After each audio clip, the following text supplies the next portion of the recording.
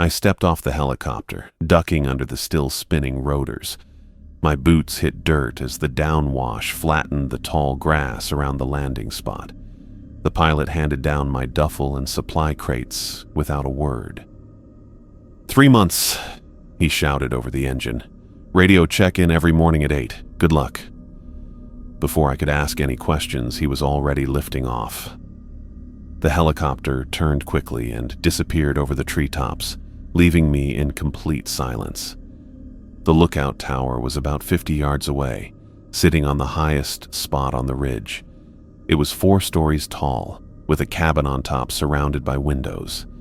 My home for the summer. The Forest Service paperwork called it Eagle Point Station. It didn't look like much. Old wood and metal supports, narrow stairs going around the outside. I hauled the first load up the stairs, legs burning by the 3rd landing. The key got stuck in the door before finally turning with a grinding click. The place smelled closed up, dust and old coffee and something like mouse droppings. The cabin was about 15 feet square, a desk against the windows facing north, small kitchen set up in one corner, narrow bed built into the wall, a metal stove for heat, map table in the center covered in charts with grid coordinates. I propped the door open to air the place out and made 3 more trips for my supplies. The last crate almost knocked me over when my boot caught on the top step. I grabbed the railing to steady myself and felt a rush of panic thinking about falling down all those stairs. No hospitals out here, no neighbors, no backup. The whole afternoon went by while I unpacked. I wiped down every surface, swept the floor, and tested the equipment. The radio made a crackling sound when I turned it on. Eagle Point Station, this is dispatch. Radio check, over. Dispatch, Eagle Point receiving. This is James Wilson reporting in. Welcome to your post, Wilson. Everything in order up there? I looked around at the bare bones setup. Yes, ma'am. All equipment functional. Good. Remember protocol. Morning check-in. Immediate report for any smoke sightings. Emergency channel always monitored. You've got the handbook? Yes, ma'am. Study it. Next supply drop in 10 days. Over and out. The radio went silent. I stood at the windows, looking at the view in all directions. Pine forests spread out everywhere. Mountains stood sharp and gray in the distance. Not another man-made structure in sight. I spent that evening memorizing the sector map, learning the names of peaks and valleys I'd be watching. The handbook had steps for everything from standard fire reporting to bear encounters. I tried not to think too much about the section on mental health during isolation. The bed felt wrong that first night. Too hard, too strange. I stared at the ceiling, listening to the tower creak in the wind, wondering what I'd gotten myself into. Morning light woke me. I made coffee on the small propane burner and carried it to the east windows. The forest looked different in the dawn light, less huge, more real. I did my radio check, then began the scheduled lookout routine. Every hour, I did a complete 360-degree check with binoculars. I wrote down weather conditions, visibility, and anything worth noting. Between checks, I read the station logs from previous seasons and arranged my few personal items. The routine helped me deal with being so alone. By mid-afternoon on the 2nd day, I'd gotten used to the pattern. Check, log, wait. Check, log, wait. I was on the north side when movement caught my eye. Someone hiking up the narrow trail that led toward the tower. The person moved quickly, following the zigzagging path that went up the ridge. I checked my schedule. No visits planned, no supply drops, no maintenance. I watched the hiker through binoculars. Male, probably 30s, carrying a day pack. Tan jacket, dark pants. He stopped at one point to drink from a canteen, then kept going upward. 20 minutes later, I heard boots on the stairs. A knock followed. I opened the door to a man with 3 days' worth of stubble and a wide smile that didn't reach his eyes. Afternoon, he said, extending his hand. Stephen Miller. I work the Blacktail Ridge Station, about 8 miles northeast. I shook his hand. James Wilson. First season? He stepped past me into the cabin without waiting for an invitation. Yeah, just got dropped off yesterday. Stephen walked around the cabin, running his fingers over everything. He picked up my coffee mug, gave it a sniff, then put it back down. They give you the talk about isolation yet? How it messes with your head after a few weeks? It was in the handbook. He laughed, short and sharp. Handbook doesn't cover half of it. He leaned against the desk, arms crossed. You married James? The question felt off, personal in a way that made my skin crawl. No. Girlfriend waiting back home? No one waiting. I moved to the map table, putting it between us. Is Blacktail Ridge manned year-round? Stephen ignored the question. You notice anything strange since you got here? Sounds at night? Shadows moving wrong? I kept my face neutral. Just got here yesterday. Haven't noticed much of anything yet. You will. His eyes darted to the windows, then back to me. There's something you should see. In the woods. About half a mile down the east slope. Won't take long. I can't leave my post. Protocols. Protocols. He waved his hand dismissively. This is important. You need to understand what you're dealing with up here. I stepped back, bumping against the stove. I appreciate the welcome, but I've got observation rounds to complete. Maybe another time. Stephen moved closer, his smile way too wide. Have you heard her calling yet? Who? He took another step toward me. The air in the cabin got cold, even though the afternoon sun was coming through the windows. She finds all of us eventually. His voice dropped to a near whisper. Some fight it. Makes things worse. I reached behind me, hand closing around the metal poker leaning against the stove. I think you should go. Stephen stopped, his head tilting to one side. The sunlight hit his face differently, and for a moment his skin seemed to sag, with patches turning gray-green. His cheek looked sunken, jaw partially exposed through rotting flesh. I blinked, and his face was normal again, but his eyes had changed, flat and empty. You'll call when you hear her. He turned toward the door. They all do. Stephen stepped onto the landing outside. Without looking back, he went down the stairs and walked into the tree line, quickly disappearing among the pine trees. I closed the door and locked it. I locked the door and went for the radio. My hands weren't steady as I adjusted the frequency to the supervisor's channel. Eagle Point to dispatch. Come in. Over. Static crackled for a few seconds before a response came through. Dispatch receiving. Go ahead, Eagle Point. I just had an unexpected visitor at the tower. Man claiming to be from Blacktail Ridge Station. Stephen Miller. Something seemed off about him. A pause stretched longer than normal radio protocol would suggest. Eagle Point. There's no lookout currently assigned to Blacktail Ridge. That station is unmanned this season. My stomach tightened. He specifically said he worked there. Came into my tower asking strange questions. Can you describe this individual? Mid-30s, 3-day stubble, tan jacket, dark pants, carried a day pack.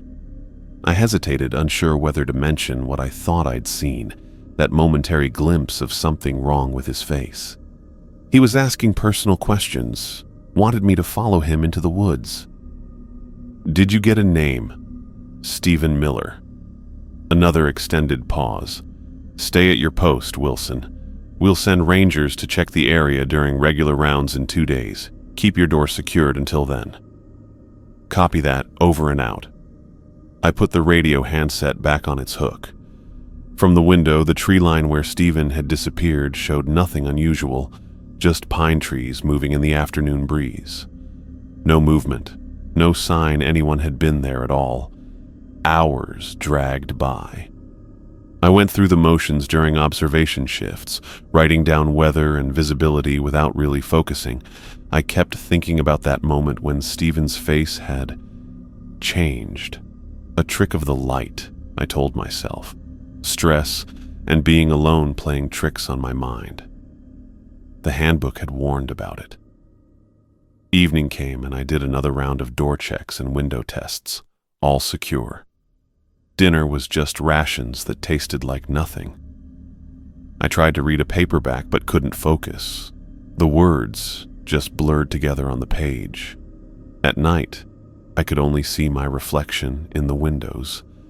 I kept thinking I saw movement in the corners of my eyes, but it was just me when I turned to look. The tower made creaking noises as it got colder. Every sound made me tense up. Sleep wouldn't come. My bunk felt like concrete as I lay there fully clothed, staring up. Behind my eyelids was the image of Stephen's face, flesh sagging, patches turning that sickly gray-green, the jaw exposed through rotting skin. Every time I almost fell asleep, some noise would jerk me awake. Wood expanding or contracting, wind hitting the metal roof, branches scraping the lower supports. I kept checking my watch. 2:17 a.m., then 3:42, then 4:55. When morning came, I had a dull headache and gritty eyes. I made coffee stronger than usual, but it didn't help much as I watched the sun come up between the trees. The forest didn't look so scary in daylight.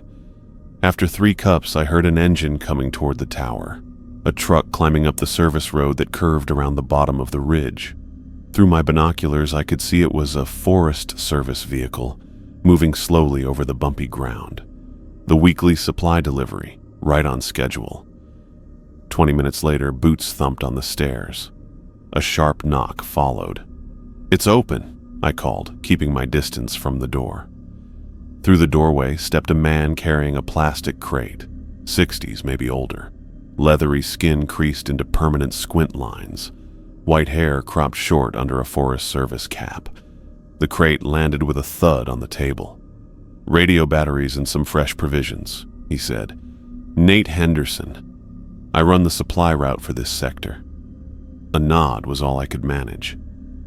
"James Wilson." Nate took a long look at me, his eyes narrowing. "You all right, son? Look like you haven't slept." Long night. The coffee pot yielded another cup, which I offered him. He accepted with a quick nod. First week's always the hardest. Brain's gotta adjust to the quiet. The question sat on my tongue for several seconds before I let it out. "You been working these woods long?" 34 years. Coffee passed his lips, drew a grimace. Then he drank more anyway. "Know every ridge and valley in a 100-mile radius." "Ever hear of a lookout named Stephen Miller?" Nate's coffee mug stopped halfway to his mouth. His eyes shot to mine, then darted away. "Where'd you hear that name?" "He was here yesterday, or someone claiming to be him." The mug landed on the counter slowly. Nate ran a hand over his mouth, then walked to the windows, looking out at the forest. "That's not possible." "Why not?" He turned back with a serious look. "Stephen Miller worked this tower in '97, this exact station." I felt a chill. "And?" "Hung himself, right there." One finger pointed to the central beam running across the cabin ceiling. "July 12th, 1997. My body went still. Coffee forgotten. There must be some mistake. I spoke to him yesterday." "No mistake. I was on the recovery team. Found him myself." Nate approached the table, resting his palms flat against the wood. "What exactly did this visitor say to you?" The conversation replayed through my words while Nate's face got more worried with each detail. When I finished telling him everything, he pulled out a chair and dropped into it. "The official report cited isolation psychosis," he said, voice low. "Said he couldn't handle the solitude, started seeing and hearing things. But before his radio went silent, Stephen made some calls. Nate looked up at me. Frantic calls. Said there was a woman in the woods. Said she wouldn't leave him alone. Kept appearing at the windows, calling his name. My mouth got super dry. Did anyone investigate? We searched for days. Never found any sign of anyone else up here. His jaw made a scratching sound as he rubbed it. But I've been in these forests long enough to know there are things the reports don't explain. Things that don't fit into neat categories. Silence filled the space between us. Outside, a raven called, sudden and sharp. Nate pushed to his feet. I should get going. 3 more drops today before sundown. My legs carried me to the door behind him. What should I do if he comes back? Or if I see anyone else? At the doorway, Nate stopped. Keep your door locked. Keep your radio close. His voice got quiet. And if you see that woman, don't answer if she calls your name. He looked toward the forest beyond the tower. She's still out there. Has been for years. With that, he went down the stairs. He moved slowly as he returned to his truck. The engine started and the vehicle disappeared among the trees as it drove down the service road. The door closed with a click of the lock, leaving me alone with the knowledge that whatever had visited me yesterday couldn't be Stephen Miller. I woke up suddenly at 3:17 a.m. There was a scraping sound from overhead, like something heavy being dragged across the wooden ceiling. I looked at my watch, glowing in the dark as I sat up, trying to figure out what I was hearing. Then I saw it. A rope noose was hanging from the middle beam, the same one Nate had pointed out earlier. It was moving slightly, even though there wasn't any wind in the cabin. The moonlight showed every twist of the carefully tied knot. My back slammed against the wall. I knocked over the chair as I scrambled away. The noose kept moving back and forth in the quiet room. I grabbed my backpack from beside the bed and stuffed the radio and my flashlight inside. No way was I staying in that cabin, not with that thing hanging there. I could barely stand on the stairs. I went down 3 flights in the dark, my hands hitting the wooden railings, my boots missing steps. The forest around the tower seemed different at night. The trees looked closer together, and the spaces between them were completely dark. I ran. No direction, no plan. Just away from the tower, away from that noose that couldn't be there but was. Branches hit my face. I tripped on roots.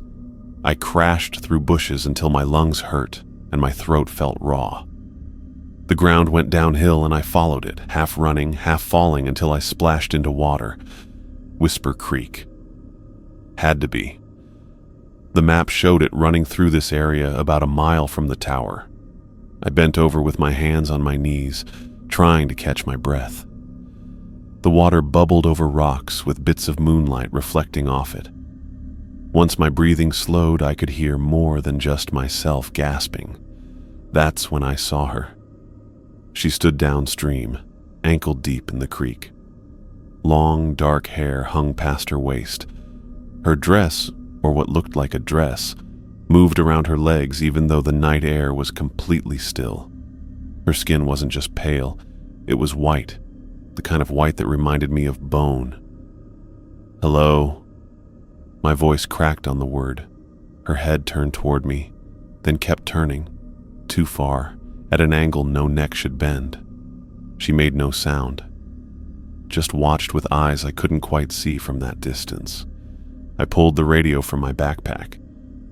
Not much of a weapon, but it felt good to hold something heavy. My flashlight lit up the dark as I walked along the bank. "Who are you?" I called, trying to steady my voice. "Are you lost? Do you need help?" 20 yards separated us now. The light caught her eyes, which flashed yellow-green like a deer's, not reflecting light, producing it. "Did you enjoy my gift, James Wilson?" The words didn't match her mouth movements. Her voice sounded wrong, like 3 or 4 people speaking in near unison, slightly out of sync. "What gift?" I took another step forward, radio clutched tight. The reminder hanging in your tower." Her lips barely moved. "The same choice awaits you." I edged closer, boots sliding on wet stones. "Who are—" She moved. One moment she stood yards away, the next she was 3 feet in front of me. No walking, no blur of motion, just there, then here. I stumbled backward, lost my footing on the slick rocks, and fell hard. The radio flew from my hand. My elbow smacked against stone, sending pain shooting up my arm. She leaned over me, her face now fully visible. Her features looked almost pretty, but something about them seemed off. I couldn't put my finger on it. They were too perfect, too still. Her eyes had no whites, just solid, reflective discs. "We'll speak again," the multi-voice said, "when you're ready to serve." I blinked, and she was gone. Not hiding. Gone. The spot where she'd stood was empty water, no ripples, no footprints on the muddy bank. I stayed on the ground, cradling my throbbing elbow, looking at the tree line and water. Nothing moved except the creek itself. The eastern sky had begun to lighten by the time I found my radio and flashlight. Gray replaced black between the trees as I picked my way back toward the tower, jumping at every snapped twig and rustle of leaves. The path looked different in dawn light, less threatening but no less foreign. My watch read 5:42 a.m. when I spotted the tower up ahead against the brightening sky. I stumbled up the last flight of stairs to the tower, my legs burning from my rushed return through strange terrain. The door was still open, just like I'd left it when I ran away. No noose, nothing hanging from the central beam.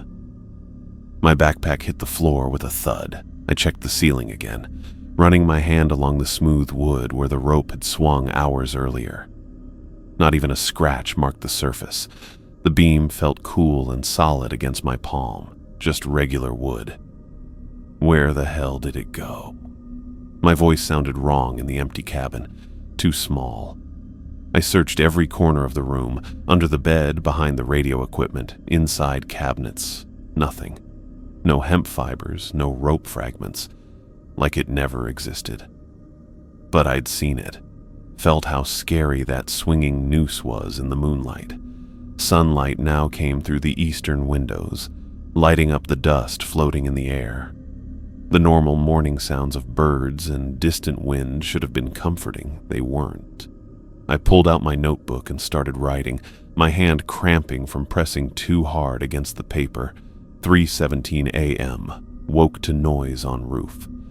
Found noose hanging from central beam. Ran from tower. Met woman at Whisper Creek. Woman knew my name. Spoke with multiple voices. Claimed the noose was her gift. Disappeared without walking away. Returned to tower at dawn. Noose gone. The facts looked ridiculous on paper, like someone had lost their mind from being alone too long. I almost crossed them out, but instead closed the notebook and tucked it into my pocket. Coffee helped. 2 cups, black and bitter, while I waited for 8 o'clock check-in. The routine felt important now, something real to hold on to while everything else was getting weird. The radio crackled at 8 sharp. Morning check-in, Eagle Point. Eagle Point checking in, I said. All normal here. Copy that. Clear skies today, low fire risk, dispatch out. If only they knew. I pulled on my boots and headed outside. The cold morning air hit my face, which helped wake me up after a night of no sleep. I needed to check around the tower, look for evidence, footprints, anything. I only saw my own boot prints from yesterday at the base. I checked farther out, walking in a slow circle about 20 yards from the tower. I didn't notice anything weird until I got to the northwestern corner. Stones. 7 of them in a perfect circle about 2 feet across. Small, flat river rocks piled too high at even spaces around the circle. A bigger kind of triangle-shaped rock was in the middle. Those stones weren't there yesterday. I had walked around this place many times during my watch shifts. The dirt around the stones looked smooth, with no footprints going to or coming from the circle. I took my camera out of my pocket. I snapped pictures from every angle, making sure to get the tower in some shots for reference. The stones looked like someone put them there on purpose, like some kind of marker. Back inside, I reached for the radio. This had gone far enough. Eagle Point to dispatch. Come in. Static then. Dispatch receiving. Go ahead. I need to speak with the chief supervisor, please. Matters urgent. A pause. Stand by. 2 minutes later, a deeper voice came through. Supervisor Thompson here. What's the situation, Eagle Point? I took a breath. Sir, I'm requesting an early end to my assignment. Family emergency. Not exactly true, but close enough. My sanity counted as family. I see. The supervisor's voice remained neutral. Can you provide any details? Just got word that my father's health has taken a turn. Need to get back as soon as possible. The lie came easier than expected. Another pause stretched out. I understand your situation, Wilson. Unfortunately, we're short-handed across the entire region. Earliest we could get a replacement to you would be 4 days from now. My grip tightened on the handset. 4 days. That's correct. We can have a helicopter at your location Friday morning. Would that work for your circumstances? 4 more nights in this tower. 4 more chances to wake to a noose or worse. But what choice did I have? That'll work. Thank you, sir. We'll log your request. Keep to standard protocols until then. Supervisor out. The radio went silent. I set it down and stared at the calendar tacked beside the window. Monday now. 4 days until Friday. Just had to survive until then. I needed to protect myself. I spent the next hour checking every window latch, testing the door hinges, and looking at the floor hatch that led to the stairs. I had to secure every possible way in. The gear closet had a coil of steel equipment wire, the kind used for weather instruments. Perfect. I cut pieces with my multi-tool and made extra locks for the windows, wrapping wire through the latches and around the frames. Not pretty, but it worked. The door got the same treatment, wire threaded through the handle and secured to metal brackets on the wall. Anything trying to enter would make noise. Lots of it. By late afternoon, I'd turned the cabin into something like a fortress. Not good enough to stop whatever had put those stones outside, especially if it could make a noose appear and disappear. But better than nothing. I noticed movement through the south window. A group of deer, 5 or 6, had come out from the trees into the small clearing below. They ate peacefully, heads dipping to pull at grass. Normal forest stuff, until it wasn't. Every deer head snapped up at once, ears forward, bodies tense. I couldn't hear anything that might have scared them.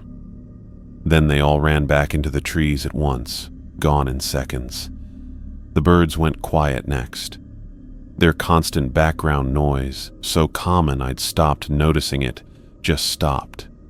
The forest was completely still. No bird sounds, no rustling leaves, no distant calls of hawks or ravens. Something was coming. The sun was setting and made the walls look red as I finished my final preparations. I filled my water bottle and put it in my chosen corner. I tested the flashlight and kept spare batteries nearby. The radio was within reach. The fire axe from its emergency case now sat across my knees. I turned off the lights when it got dark. Better to see out than be seen inside. The cabin got really dark, and I sat in the northeastern corner. From there, I could watch both the door and most of the windows. Time dragged on. My watch ticked past 9, then 10. The moon came up, making bright spots on the floor where its light came through between my wire reinforcements. The radio crackled at 11:17, not the clean signal of an official broadcast, just white noise with something underneath. I turned the volume up. Whispers. Too faint to make out words, but definitely human sounds beneath the static. The voice, if it was a voice, rose and fell in patterns that almost formed sentences. "Who's there?" I asked, knowing protocol required identifying myself first, not caring. The whispers continued, independent of my question, like a recording playing on loop rather than a response. I set the radio down but kept it close. More hours went by. My eyes burned from staring into darkness. Every creak of the tower settling made me tighten my grip on the axe. My watch displayed 12 o'clock when the radio crackled again. This time the static cleared immediately. "Dispatch to Eagle Point, emergency situation. Come in." The supervisor's voice came through crisp and clear. I grabbed the handset. "Eagle Point receiving. Go ahead. We have a distress call from 3 miles northwest of your position. Hiker with a broken leg. Needs immediate assistance." My mouth went dry. Dispatch. "I'm not qualified for..." "You're the only personnel within reach. The injured party can't be moved without help, and night temperatures will drop below safe levels." The voice paused. "Basic medical kit should be in your emergency supplies. GPS coordinates coming through now." The radio beeped as numbers appeared on its small display screen. "Can you confirm receipt of coordinates?" the supervisor asked. I looked at the numbers and got nervous. 3 miles northwest. Middle of the night, after everything I'd seen. "Eagle Point, do you copy? Injured hiker needs immediate assistance." The axe felt heavy across my knees. "Copy that," I finally said. "Coordinates received. Report back when you've made contact. Dispatch out." The radio went silent, leaving me alone with the decision I didn't want to make. I grabbed my emergency kit and GPS, shoving both into my pack alongside a full water bottle and spare batteries. The coordinates from dispatch glowed on the small screen, 3 miles northwest through unmarked forest. In the dark. Someone needed help. That much hadn't changed. I slung the pack over my shoulders, clicked on my flashlight, and started down the stairs. The beam cut a white path through blackness, hitting tree trunks and bushes really clearly. Everything looked weird at night. Normal shapes looked strange in the dark. It was super quiet as I walked, my boots crunching on dead leaves and fallen branches. No birds, no insects. Nothing but the sound of my own breath and footsteps. The GPS beeped softly, guiding me northwest. Each step took me farther from the safety of the tower, deeper into woods that felt like something was watching me. My hand kept brushing the knife at my belt, checking it was still there. Fat lot of good it would do against whatever had been happening, but its weight helped. An hour in, I stopped to check my bearings. The display showed me closing in on the coordinates, maybe half a mile left. The moon was higher now, giving enough light to see the general shape of the land. A downward slope led toward what looked like a small clearing ahead. "Hello?" I called. "Forest Service. Anyone there?" My voice disappeared into the trees. No answer. The GPS beeped faster as I got to the last 100 yards. I moved my flashlight back and forth, looking for any sign of the injured hiker. Nothing moved. No tent, no equipment, no person. Then the light hit something that didn't look right. A patch of dirt, darker than the rest, recently dug up. The soil had been turned over and roughly put back, not packed down properly. Next to it, a pile of rocks sat ready but unused. My throat closed up. That wasn't a campsite. The smell hit me next. Sweet, sour, and unmistakable, even in the cool night air. Death has a scent you don't forget. I walked slowly, keeping the flashlight pointed at the dug-up ground. One end of the shallow pit had caved in, showing what was underneath. A hand, gray-white in the light, fingers curled like pale spiders against the dirt. Part of an arm. The edge of a tan jacket sleeve. My stomach heaved. I turned away, swallowing acid. The reported injured hiker didn't exist. This was a body, a dead body. After catching my breath, I made myself look again. The cave-in had shown more than just the arm. Part of the shoulder and head were visible now. The face lay half-turned toward me, features messed up by trauma and starting to decay, nose crushed, one eye socket empty, cheek caved in with bone showing through. I couldn't tell who it was, not for certain, but the jacket matched what Stephen had worn. "This can't be happening," I muttered, my voice small against the night. Something red blinked in my peripheral vision. I swung the flashlight toward it. A small trail camera strapped to a pine tree about 15 feet from the grave. Its recording light pulsed steadily. I stepped closer to check it out. Standard game camera, weatherproof case, motion activated. The kind hunters use to track animal movements, or poachers. With shaking hands, I unstrapped it from the tree. The memory card was still inside. Whatever had happened here, this camera had recorded it. I returned to the shallow grave, bracing myself for a closer look. The exposed hand showed days of exposure, skin slipping, nails blue-black. This death wasn't recent, at least 3 days old, maybe more. Using a stick, I carefully moved some soil away from the jacket pocket closest to the surface. Something metallic reflected my light. I knelt and eased it out. A hunting knife in a leather sheath. High quality, illegal on these protected lands.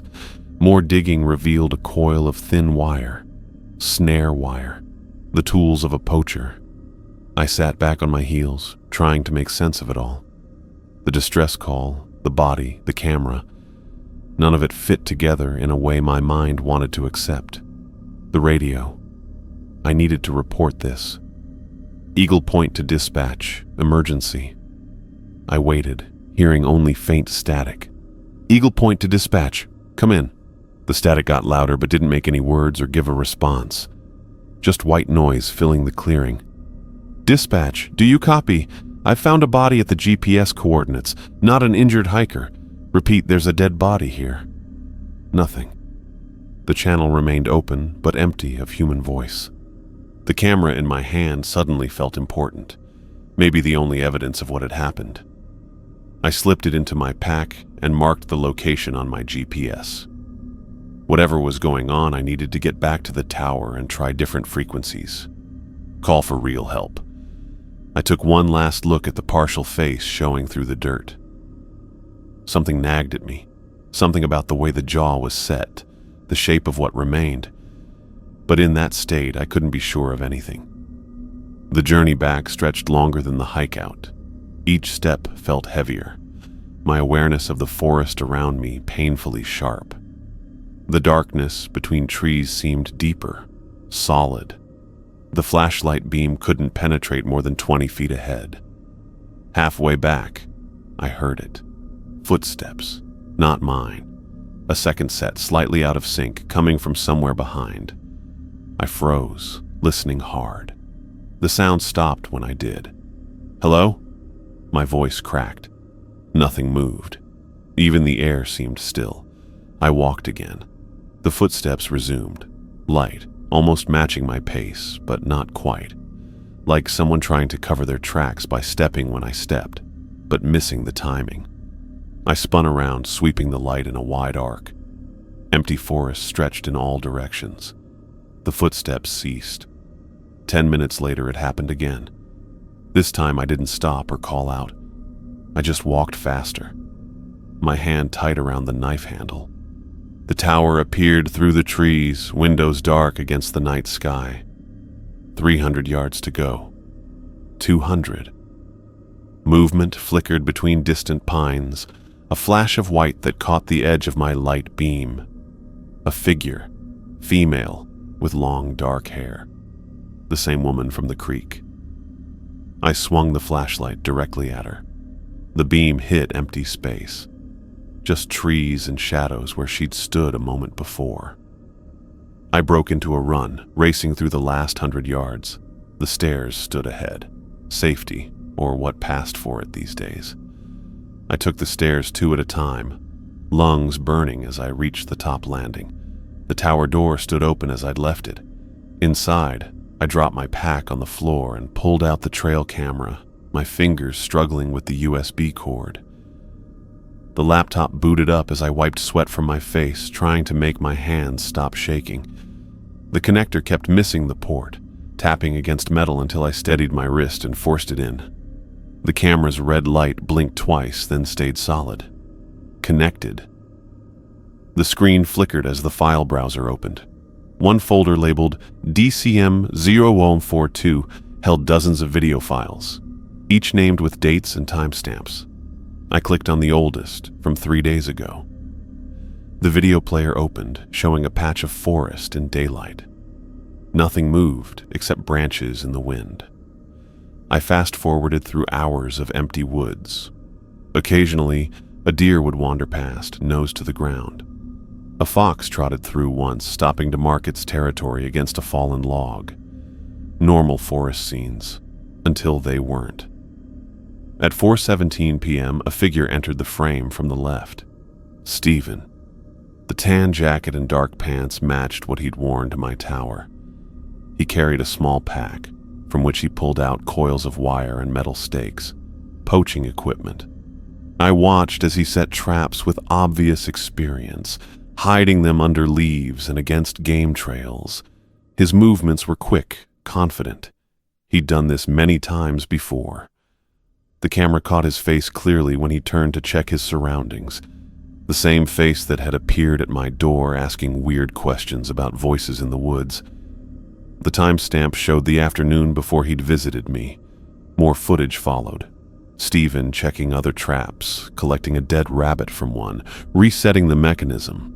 The sun lowered in the frame until dusk made the images grainy. Night vision kicked in, turning everything green-tinted and ghostly. I almost missed the next part.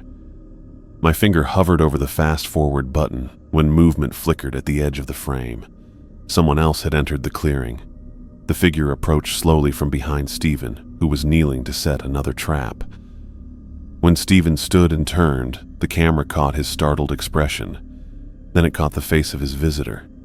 Mine. But I had no memory of being there. The laptop screen showed me confronting Stephen, my mouth moving in what looked like angry speech. No audio came with the footage, but Stephen's body language changed from surprise to defensiveness.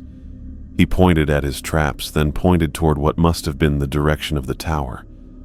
"That's not possible," I whispered to the empty room. But there I was, arguing with a man I'd later find buried in a shallow grave. The timestamp showed 9:42 p.m. I tried desperately to remember where I'd been 3 nights ago at that time.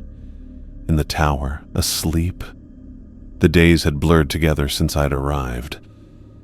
The argument on screen escalated. Stephen stepped toward me, jabbing a finger at my chest.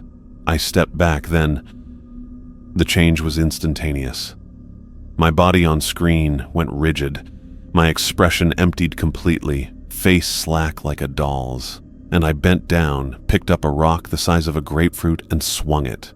The first blow caught Stephen on the temple. He staggered backward, hands raised. The second blow knocked him to his knees. The third, I couldn't watch, but couldn't look away either. The rock rose and fell, my arm moving with mechanical precision, my face showing nothing. No anger, no horror, nothing at all. "Jesus Christ," I breathed, bile rising in my throat. That's when I saw her.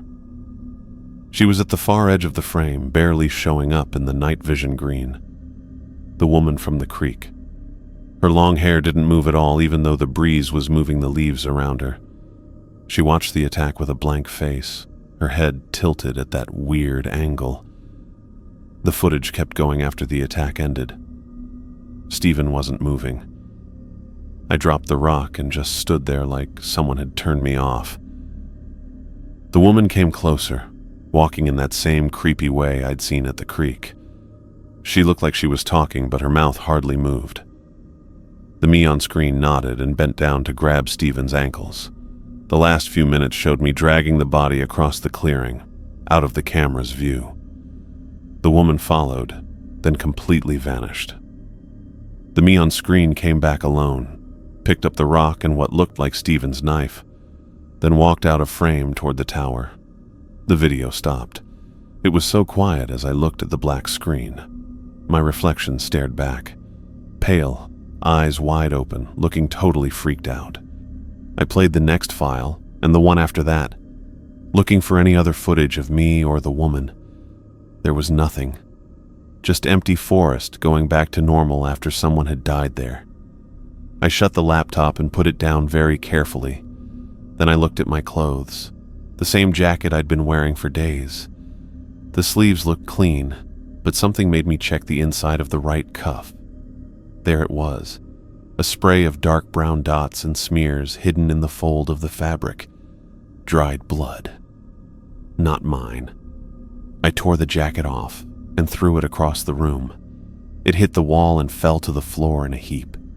The stain looked darker than the rest of the fabric in the dim light. My hands felt all over my pants, searching for more evidence. Nothing obvious showed on the dark fabric, but when I held the pant legs up to the light, I could see spots where something had dried and made the fabric stiff. The boots came next. I pulled them off and turned them over. Dark stuff was packed in the treads, mud mixed with something darker. I scraped at it with a knife from the kitchen drawer, watching bits fall to the floor. Some were rust-colored. I didn't do this, I said aloud. I couldn't have, but the evidence said otherwise.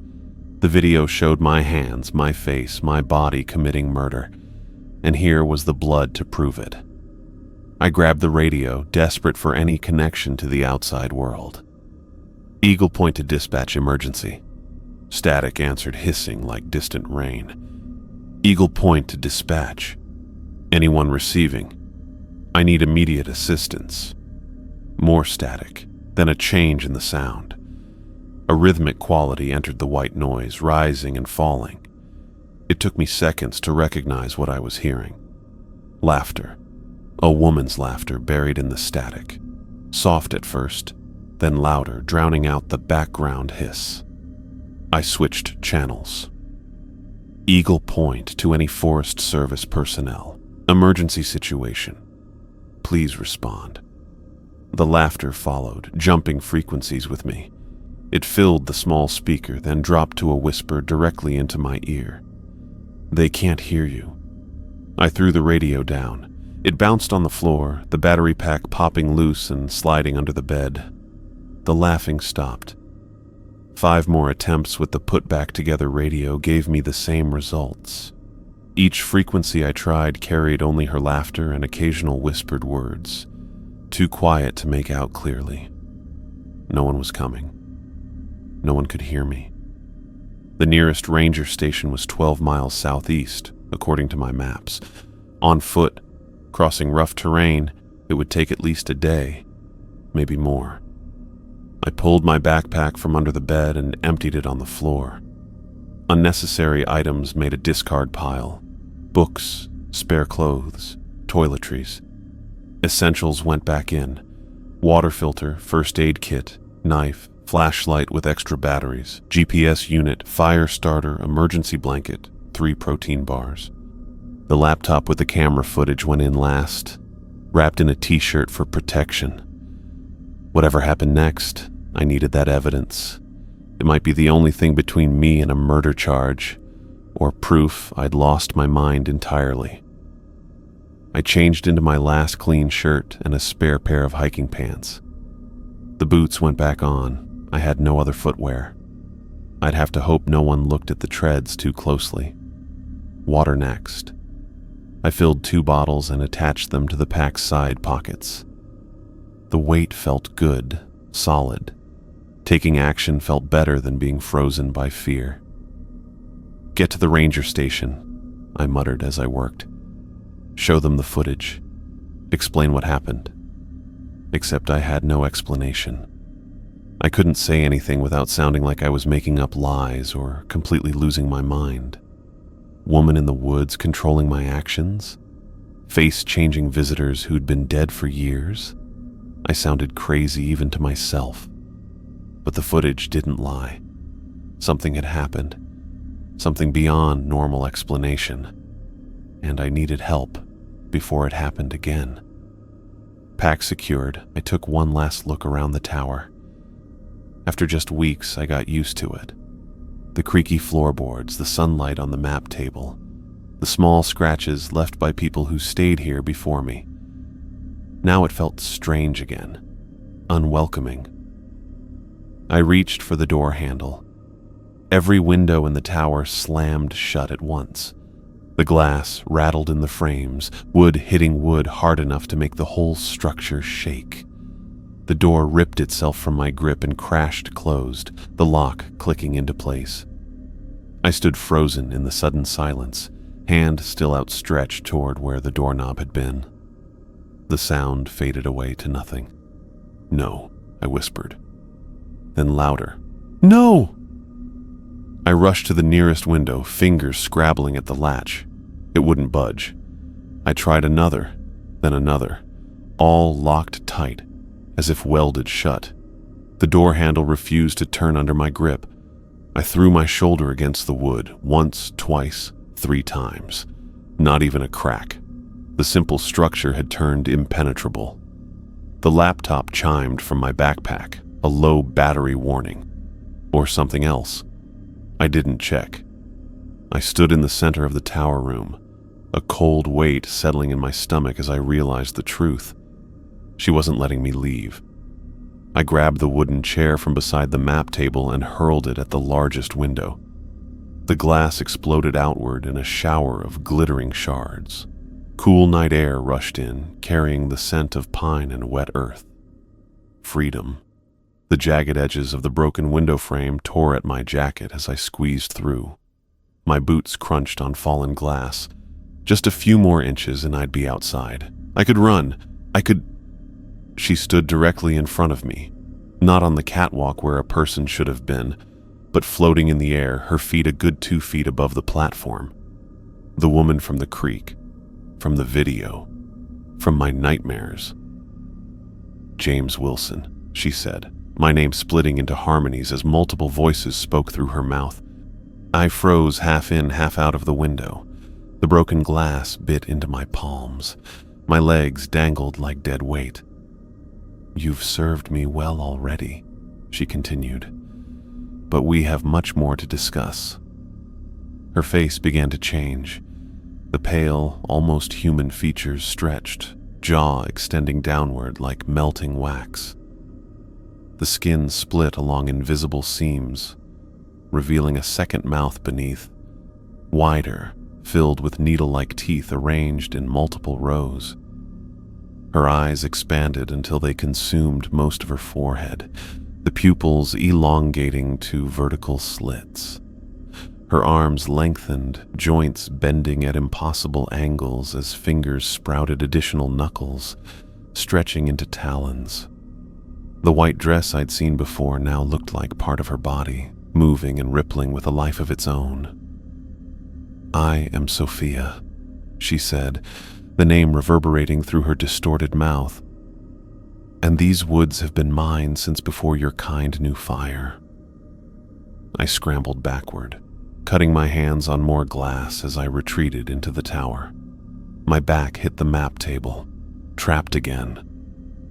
Sophia flowed through the broken window without touching the frame, her body compressing and expanding in ways that denied physics. Inside the tower, she stood taller, her head nearly brushing the ceiling. "You've been chosen," she said. "Few are worthy of selection. Many pass through these woods, but not all have the qualities I require in my guardians." The word guardians echoed in the small room. I swallowed against a desert-dry throat. "I didn't kill anyone," I said, my voice thin and unconvincing even to my own ears. "That wasn't me on the video."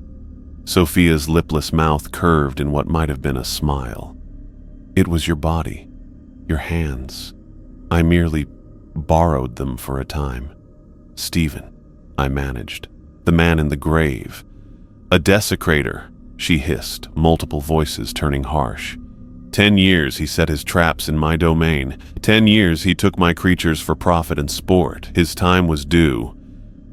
I inched sideways along the table, eyes never leaving her. Why me? Why make me do it? She flowed closer, her movements liquid and wrong. I require guardians to maintain my boundaries, to enforce my will when flesh-bound intervention is needed. But why not kill him yourself? The question spilled out before I could consider whether challenging her was wise. Sophia's vertical pupils dilated. Death alone provides limited nourishment. Fear and moral corruption, the breaking of a human conscience, that sustains me far longer. The implications hit me like a physical blow. She'd made me kill not just to get rid of Stephen, but because my horror and guilt afterward fed her somehow. The Stephen you met here, who visited you, she continued, was but an echo, a tool I crafted from your perceptions and his lingering presence. The real Stephen Miller died years ago, hanging from that beam. She pointed upward with an elongated finger.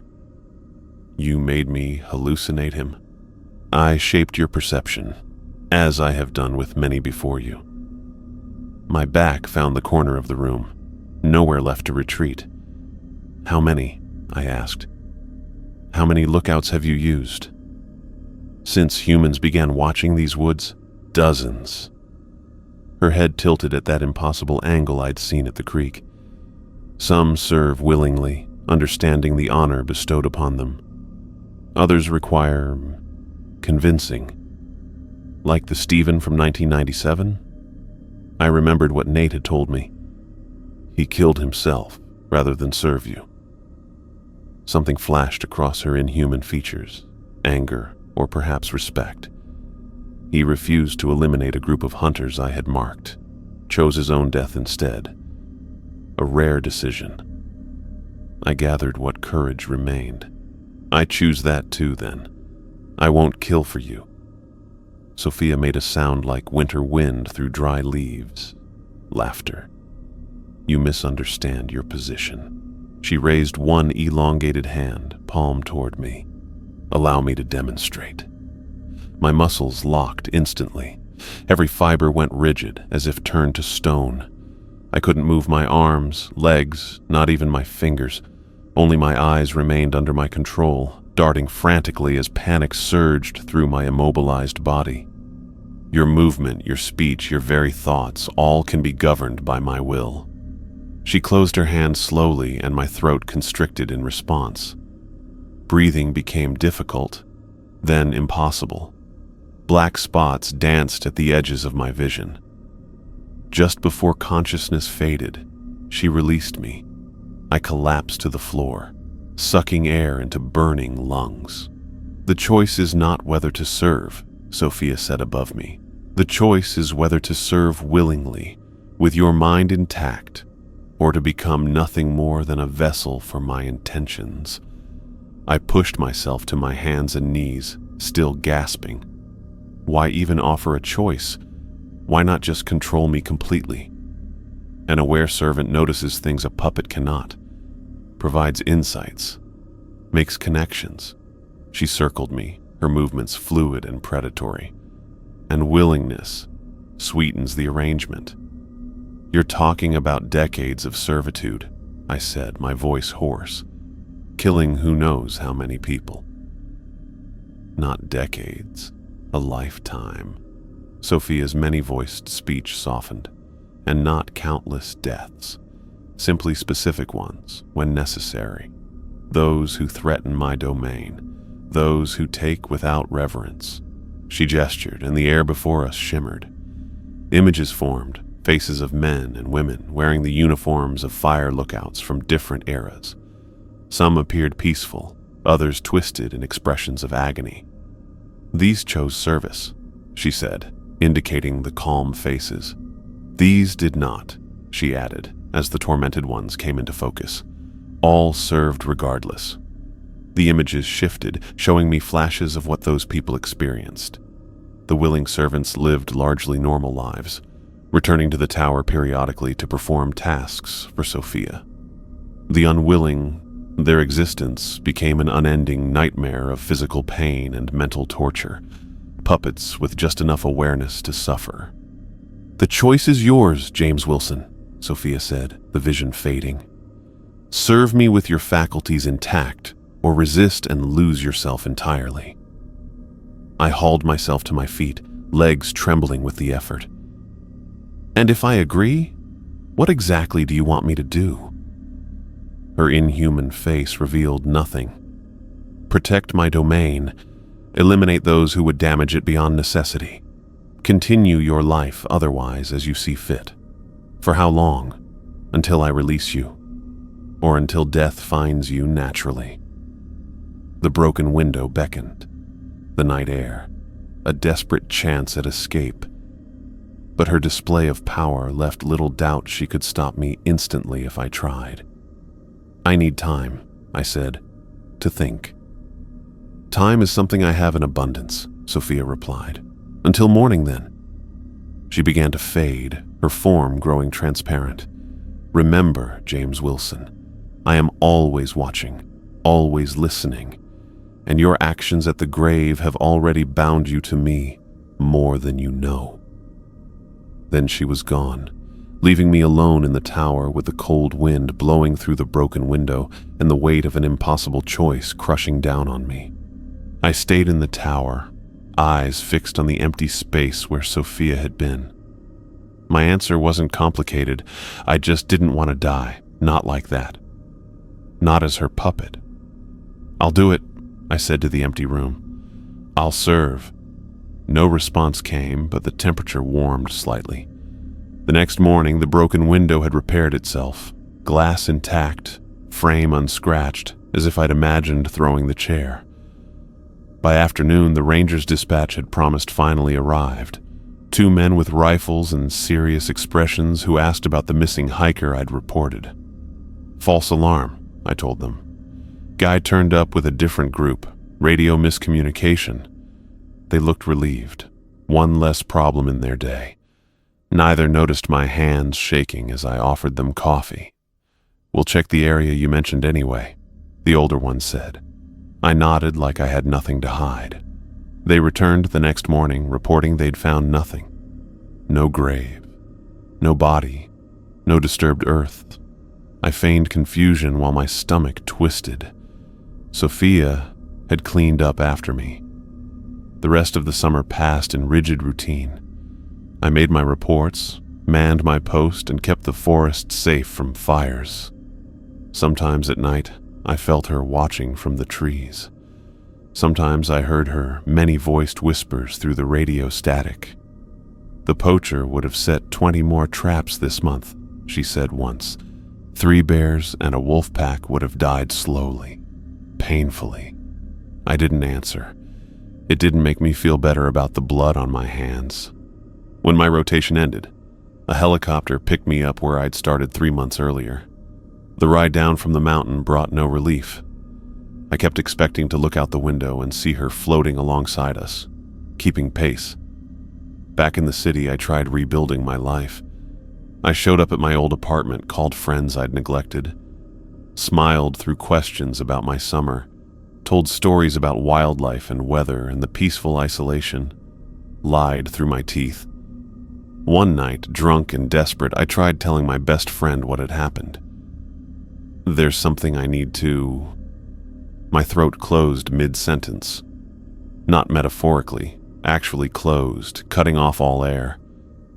My hands clawed at my neck while my friend stared in confusion. When I stopped trying to speak about the tower, about Sophia, about the killing, my airway reopened. I tried writing it down instead. My fingers cramped and twisted until I dropped the pen. I tried typing an email. My computer crashed, erasing the draft. I tried recording myself. The file corrupted. She'd covered all exits. 3 months after my return, I woke at 3:17 a.m. A rope hung from my bedroom ceiling, noose end dangling above my bed. Sophia sat at my kitchen table, looking human except for her eyes. She wore jeans and a sweater like a normal woman, but the borrowed costume only made her wrongness more apparent. "You've adjusted well," she said, her multi-layered voice now contained in a whisper. I stood in my doorway, one hand gripping the frame. What do you want now? To explain your service terms. She gestured to the chair across from her. I didn't sit. You'll live your life as you choose most days, but each year you'll return to the tower for 1 week. During that week, you'll perform one task for me. What kind of task? Her smile stretched too wide. Similar to your first, those who damage my domain require correction. You want me to kill someone every year? My voice sounded flat, empty. Not every year, only when needed. She tilted her head that impossible way. Your first assignment comes soon. A man named Edward Klein has been hunting with poison in my northern woods, targeting predators, wolves, bears, mountain lions. She placed a photograph on the table, a middle-aged man with a weather-beaten face and hard eyes. You will contact him. Tell him you're a guide who knows where a pack of wolves dens. Offer to take him there. I stared at the photo, nausea rising. And if I refuse? Pain exploded behind my eyes, white-hot needles drilling through my skull. My knees buckled. I screamed until my voice broke. That, Sophia said calmly as the pain receded, will continue until you comply. The longer you resist, the worse it becomes. I pushed myself up from the floor, tasting blood where I'd bitten my cheek. You're going to make me do this for the rest of my life? Yes. No pretense. No false comfort. Just truth.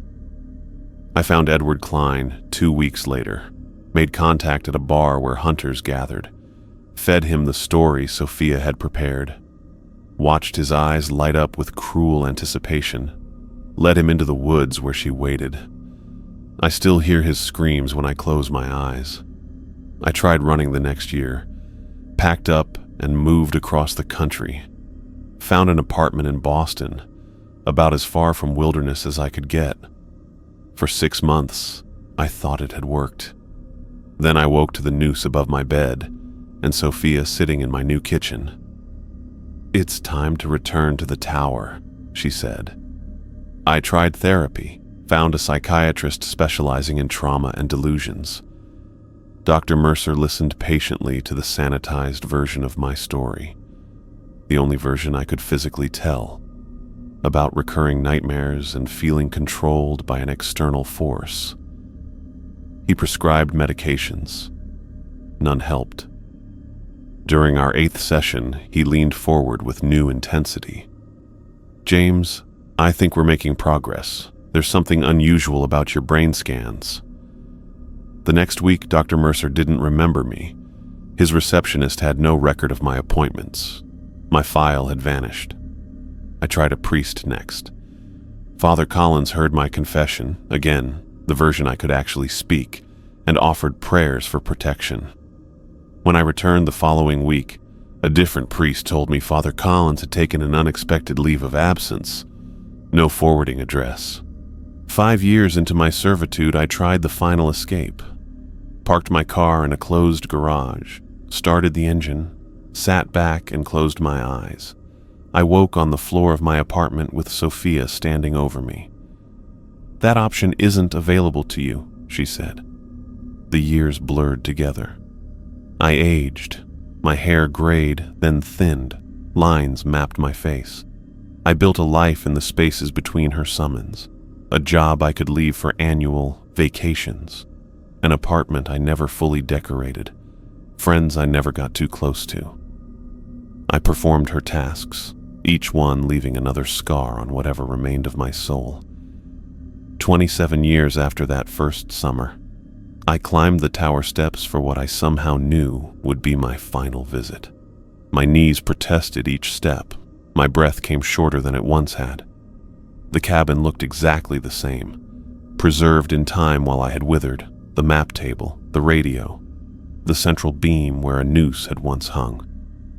Sophia appeared as night fell, still unchanged, still wrong in ways that never stopped disturbing me. Your service has been adequate, she said. Is it over? Hope flickered, fragile and probably foolish. For you, nearly. But the forest requires constant protection. She gestured toward the north window. Through my binoculars, I spotted headlights winding up the maintenance road, someone arriving a day early for the next rotation. 24 years old, Sophia said. Daniel Morris, forestry degree. No family connections. No one to miss him for 3 months. The headlights stopped at the base of the tower. A car door slammed. Your final task is simple, she continued. Break him. Make him receptive to my offer. Your experience makes you uniquely qualified. You want me to help you trap someone else. The words tasted bitter. Start the whole cycle over again. Yes. Steps sounded on the stairs below. Young, energetic steps. And if I warn him instead? I asked. Tell him to run? Sophia's many-voiced laugh filled the small room. You've seen my reach, James Wilson. There is nowhere he could hide that I wouldn't find him. The only difference would be the suffering involved, his and yours. A knock echoed from the door. The choice, as always, is yours, she said, fading into shadow. Choose wisely. The knock came again. I crossed to the door and placed my hand on the knob, feeling the cool metal against my palm. On the other side stood a young man about to step into the same nightmare I had lived for nearly 3 decades. I turned the handle and opened the door.